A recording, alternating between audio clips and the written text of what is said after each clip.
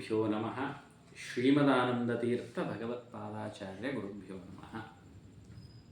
ಇದೇ ತಿಂಗಳು ದಿನಾಂಕ 29/3/2025 ಇಸ್ವಿ ಫಾಲ್ಗುಣ ಕೃಷ್ಣ ಪಕ್ಷ ಅಮಾವಾಸ್ಯೆ ದಿವಸ ಶನಿ ಮೀನರಾಶಿಯನ್ನು ಪ್ರವೇಶ ಮಾಡ್ತಾ ಇದ್ದಾನೆ. ಅದಕ್ಕೋಸ್ಕರವಾಗಿ ಅದಕ್ಕೆ ಶನಿ ಪಲ್ಲಟ ಅಂತ ಕರೀತಾರೆ. ಒಂದು ಸರಿ ಶನಿ ಒಂದು ರಾಶಿಗೆ ಹೋದ ಅಂತಂದರೆ 2 ವರ್ಷ 5 ತಿಂಗಳವರೆಗೂ ಅದೇ ರಾಶಿಯಲ್ಲಿ ಇರ್ತಾರೆ. ಶನಿ ಪಲ್ಲಟವಾದಾಗ ಅನೇಕ ರಾಶಿಗಳಿಗೆ ಉತ್ತಮ ಫಲಗಳು ಬರ್ತವೆ, ಅನೇಕ ರಾಶಿಗಳಿಗೆ ಮಿಶ್ರ ಫಲ ಇರ್ತದೆ, ಕೆಲವು ರಾಶಿಗಳಿಗೆ ಅನಾನುಕೂಲಗಳನ್ನು ಶನಿದೇವರು ಶನಿಗ್ರಹ ಮಾಡಿಕೊಡ್ತಾನೆ. ಅಂತಹ ಈ ಶನಿ ಪಲ್ಲಟದಲ್ಲಿ ಯಾವ್ಯಾವ ರಾಶಿಗೆ ಉತ್ತಮ ಫಲ ಇದೆ ಅಂತಕ್ಕಂಥದ್ದು ಮೊದಲು ನಾವು ನೋಡ್ಕೊಂಡು ಬರೋಣ. ಶನಿ ಪಲ್ಲಟ ಅನ್ನತಕ್ಕಂಥದ್ದು ಇದೇ ತಿಂಗಳು 29 ಮಾರ್ಚ್ 2025 ರಾತ್ರಿ 9:42 ಶನಿಯು ಮೀನರಾಶಿಯನ್ನು ಪ್ರವೇಶವನ್ನು ಮಾಡ್ತಾ ಇದ್ದಾನೆ. ಇದರ ಪುಣ್ಯಕಾಲ ಯಾವಾಗಿಂದ ಪ್ರಾರಂಭವಾಗ್ತದೆ ಅಂದರೆ ಅವತ್ತಿನ ದಿವಸ ಶನಿವಾರ ಸಾಯಂಕಾಲ 6:48 ರಾತ್ರಿ 12:36 ಶನಿ ಪಲ್ಲಟದ ಪರ್ವಕಾಲ ಇರ್ತದೆ.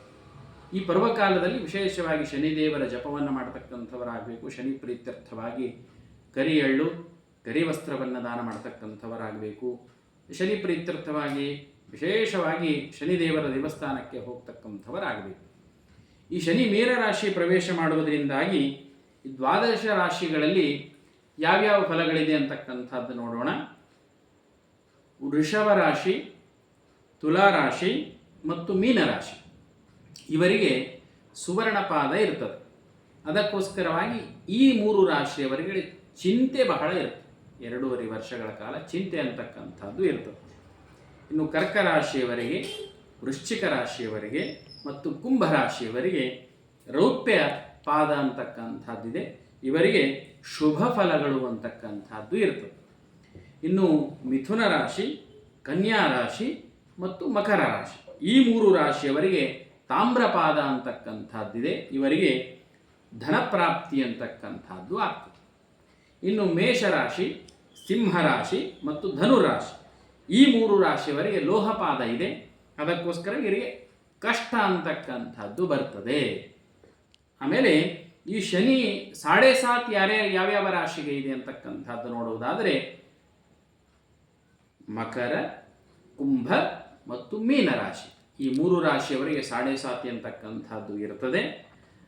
ಆದರೆ ಕೆಲವೊಂದು ರಾಶಿಯಲ್ಲಿ ಗುರುಬಲ ಬಂದಾಗ ಅವರಿಗೆ 7.5 ಪ್ರಭಾವ ಅನ್ನತಕ್ಕಂಥದ್ದು ಕಡಿಮೆಯಾಗ್ತದೆ.